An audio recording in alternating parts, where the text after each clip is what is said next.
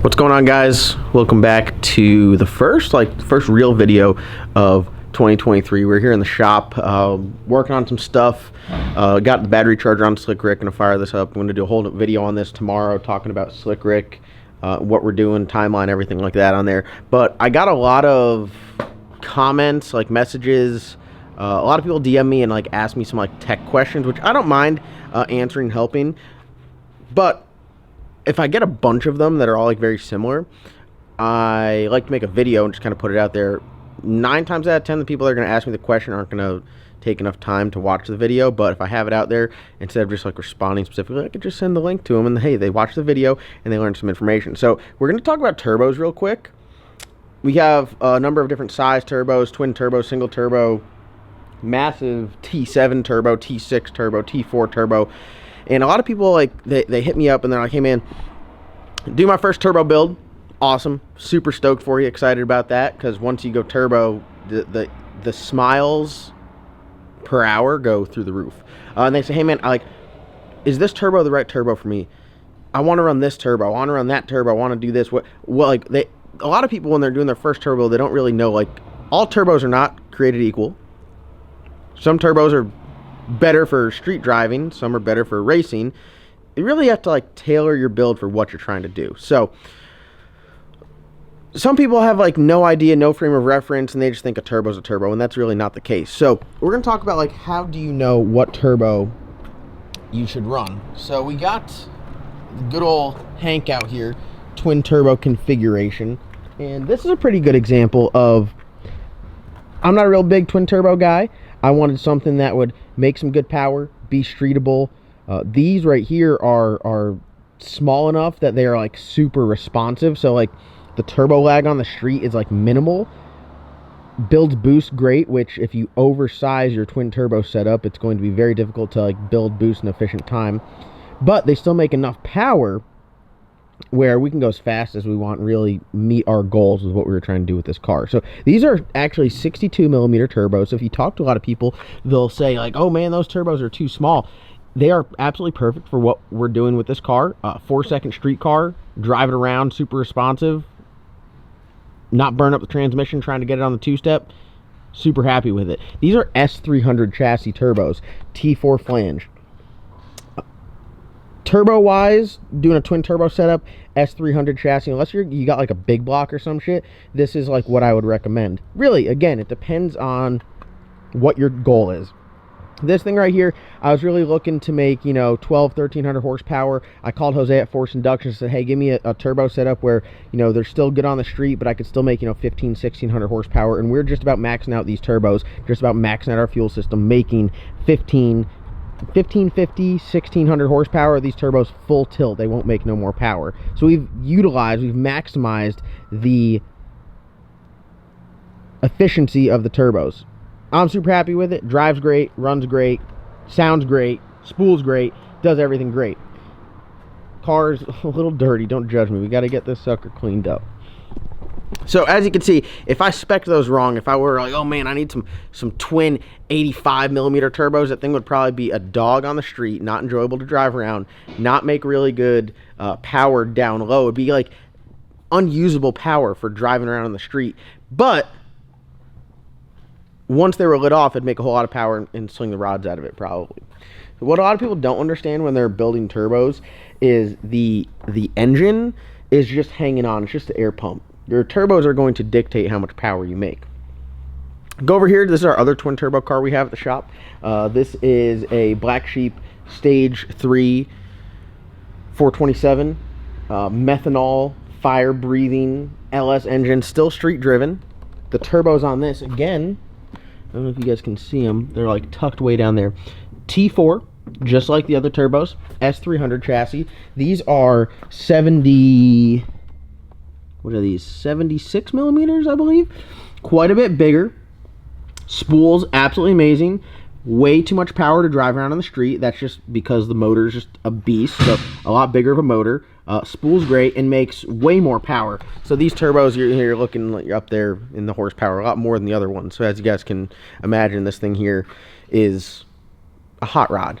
But the turbos are spec'd appropriately for the motor. We know this motor is going to pump a little bit more air. Motor's going to be able to make a little bit more power. handle power with ease, so we went with the bigger turbos. Also, the fuel is a big factor. If you're running on 93, it's going to spool slower than if you are on E85, and that will spool slower than if you are on methanol. All of that goes into factors of your turbo size as well. So, as you guys can see, you need to kind of have a general idea. My baseline is, if you got a big beefy motor, you're running on E85 or methanol, and you want to go single turbo, you can get away with a GT55 chassis turbo. This is a GT55. As you can see, it's quite large. Again, this one here is a pretty healthy TKM performance built motor. This one will be running on E85 and methanol. We got the dual injector setup going on in there. Badass turbo. This turbo here is a 2,000 plus horsepower turbo. It's going on a drag and drive car. This thing right here, we're not looking for really street performance. We're just looking for it to drive. So we're not going to be worried about this thing spooling up and building boost on the street. These bigger turbos can relatively be lazy, but we're looking for something that just gets us to the racetrack. Once we're at the racetrack, you can turn it up and then leave really good. We know these turbos, forced inductions, GT55 turbos, spool absolutely amazing. Spooling it up with an LS engine, as you guys know, we've set a bunch of records with the Black Sheep with this exact turbo and a motor very similar to this. Should not be an issue at all. Now, we go over here and get a good look at this. I want you guys to really look at the GT55 turbo. I mean, this thing's a hoss, right? It's a big boy. We go over here. This is a S400 style turbo, more compact, smaller wheel on both sides. This is a 91, that was a 98. This car here, mainly street driven, want to drive good, a little bit smaller motor, runs strictly on E85, so it's not going to spool as fast as a methanol car, hence why I went with the smaller turbo. This one should drive really good. The S400 chassis deal, like this thing here, this motor is probably only good for about 12, 13, maybe 1,400 horsepower, so we're not going to push it. So this turbo will probably make a little bit more than that, but we're just going to restrict it with a boost controller. I say that now until we go to turn it up. S400 chassis turbos, I recommend these for like 85% of people out there. You know, an S4 has a forced inductions S491, so it's like 103 millimeter exducer, 91 millimeter compressor wheel.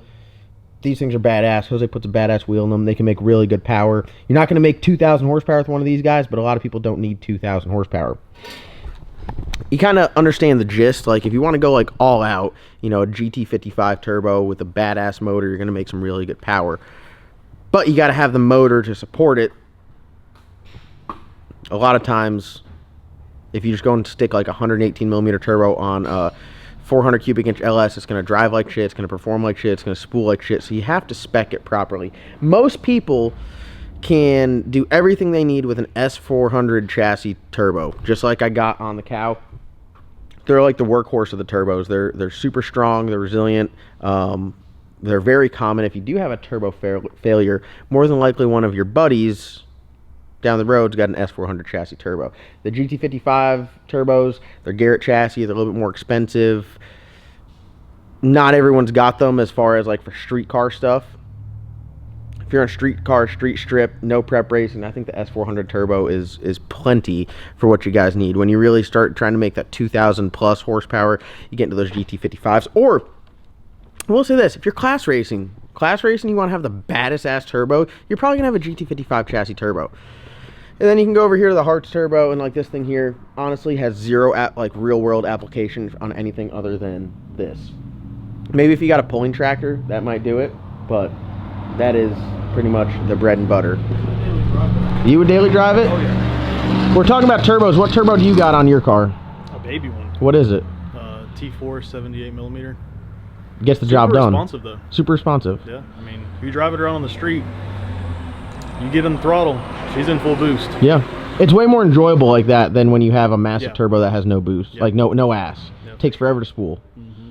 So the last Civic I had a way too big of a turbo on it, so you just sit there and wait and wait and wait, and then finally it lights up, and then you got to shift. And just like no fun. No fun. So we're gonna upgrade your turbo from because you pretty much maxed out, and this is what I recommend a lot of people do. Like maybe not so much going from like a T4 turbo kit to a T6, but if you go like you start with a T6 and get like a T6 76 millimeters. Is that what yours is? 78.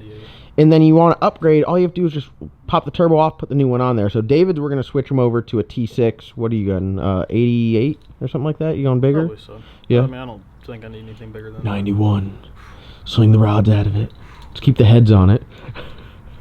So rod might be slung out of it. Who knows? yeah, we don't know. We don't know. He's got he dropped a valve on startup. Who do you want to shout out for that? Michigan Motors. Your rockers are trash. I love it. I love it. Here, we'll take a quick look over here at David's turbo setup here. But I mean, you had a good little bit of racing out of that guy. For a year. Yeah. I was just beating the hell out of it. Beating the absolute hell out of it. Driving around on the street, beating the hell out of it. So hopefully this answers some questions. When you guys are at home and you're like, hey, you know, I want to get a turbo, but I have no idea where to start. Ask yourself, what are you trying to do with it? Are you trying to class race? Do you just want to go have fun? Do you just want a turbo on your car? If you want a turbo on your car, just like I'm building the Colorado, the shop truck, I just got it's a very similar turbo to this, isn't it?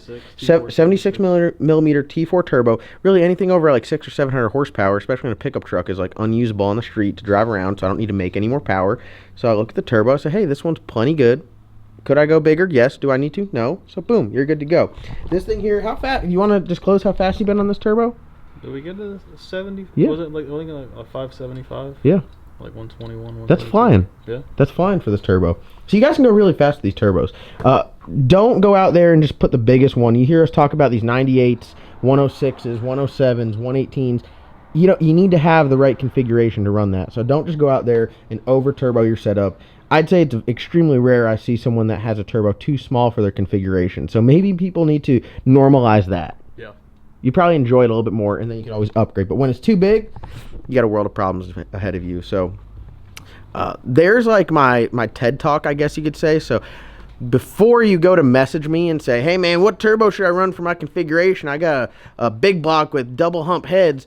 Watch this video. If you got a big block with double hump heads, sell it and get an LS with a 78 millimeter turbo. It's a good stepping stone for you to get into the fuel injection world. So that's all we got. Just trying to answer a couple questions here. I probably got 4 of these messages in the past like hour, which is why I'm like, hey, I'm gonna make this video really quick while this car sits on the charge, and that's what we got. So hopefully you guys are getting turbos and boosts in your life. Thank you guys so much for watching. We're about to start the year off with Slick Rick heading to the dyno here shortly, so hope you guys are excited, and we'll see you guys in tomorrow's upload.